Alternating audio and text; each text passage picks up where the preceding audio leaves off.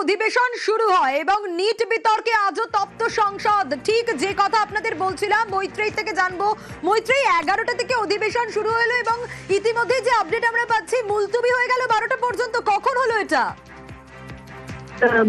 অধিবেশন শুরুর সঙ্গে সঙ্গেই কিন্তু বিরোধীরা খুব দেখাতে শুরু করে এবং তারপরেই স্পিকার ওম বিড়লা অধিবেশন মুলতবি করে দেন বেলা 12টা পর্যন্ত।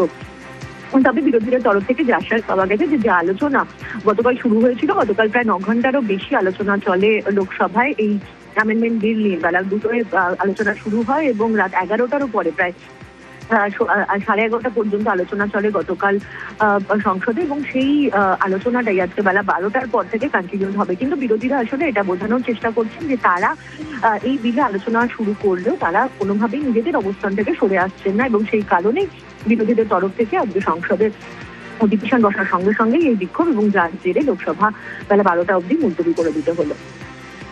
বেশ।